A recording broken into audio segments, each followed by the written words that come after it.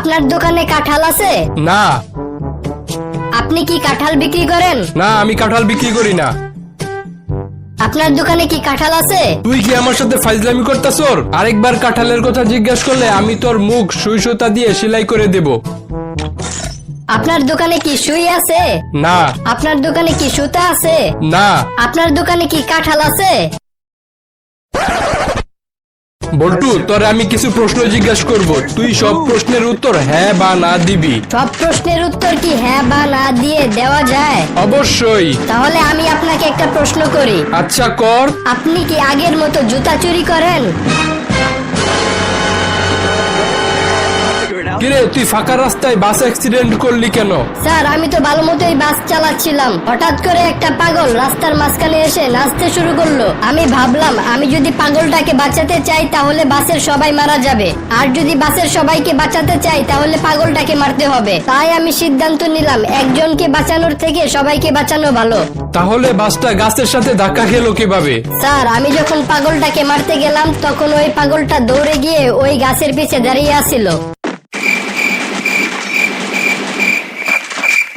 বল্টু, এবার তো তুই ভালো রেজাল্ট করেছস, আশা করি পরের বারও ভালো রেজাল্ট করবি। ধন্যবাদ স্যার, আমিও আশা করি এইবারের মতো পরের বারের পরীক্ষার প্রশ্নগুলো আমার বাবার দোকান থেকে প্রিন্ট করবেন। কিরে, তুই আমার পানিটা খেয়ে ফেললি কেন? আরে বাইরে যে গরম পড়ছে, তা তোর মন খারাপ কেন? আরে বলিস না, আজকে দিনটাই খারাপ। কেন, কি হয়েছে? আজকে গার্লফ্রেন্ডের সাথে ব্রেকআপ হইলো, তারপর রাস্তায় আমার গাড়িটা নষ্ট হয়ে গেল, যার ফলে অফিসে দেরি করে যাওয়ায় আমাকে চাকরি থেকে বের করে দিল। বাসায় ফেরার সময় কিছু ছিনতাইকারী আমার সব টাকা পয়সা নিয়ে গেল। চিন্তা করলাম এই জীবন আর রাখবো না, তাই 10 টাকা কোনো মতে জোগাড় করে বিষ কিনে পানিতে মিশিয়ে খেতে নিলাম, সেটাও তুই খেয়ে ফেললি। আমরা এত কষ্ট করে 6 থেকে 7 দিন ধরে একটা ভিডিও বানাই, কিন্তু সাবস্ক্রাইব করতে 1 সেকেন্ড সময় লাগে মাত্র, তবুও তোমরা সাবস্ক্রাইব করো না। আমরা তো তোমাদের কাছ থেকে আর কিছু চাই না, শুধু একটা সাবস্ক্রাইবই চাই। প্লিজ তোমরা সাবস্ক্রাইব করো, প্লিজ। আমাদের বাসার পাশে একটা সুইমিং পুল বানিয়ে দাও না। কেন? সাঁতার কাটলে চিকন হয় মানুষ। যত সব ফাউল কথা। তিমি মাছ সারাদিনই সাঁতার কাটে, তবুও তো আর চিকন হয় না। ভাই, আপনার দোকানে আম আছে? হ্যাঁ, আছে। যত পচা আম আছে সবগুলা একটা প্যাকেটে ঢুকান। কিন্তু কেন? আরে আগে ঢুকান, পরে বলতাছি। যতগুলো পচা আম ছিল সবগুলো প্যাকেট করে দিয়েছি। এই পচা আমগুলো এক সাইডে রেখে আমাকে 1 কেজি ভালো আম দেন। জানোস দোস্ত, আমার বাবার কাছে সবাই মাসানত করে, এমনকি এলাকার চেয়ারম্যানও। তোর বাবা কি কোনো এমপি নাকি? আরে না, আমার বাবা একজন নাপিত। বল্টু, 5টা ফলের নাম বল। এই রে, আমি তো মাত্র 2টা ফলের নাম জানি। কিরে, বলস না কেন? 2টা আপেল, 3টা কমলা।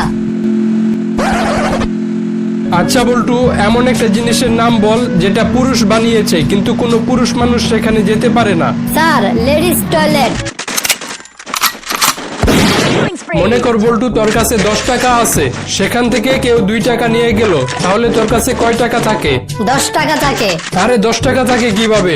2 টাকা তো নিয়ে গেল একজনে। আমার কাছ থেকে কেউ টাকা নিয়ে যাবে, আপনি এটা ভাবলেন কিভাবে? আরে মনে কর কেউ তোর কাছ থেকে জোর করে 2 টাকা নিয়ে গেল, তাহলে কি থাকে? 10 টাকা আর একটা লাশ।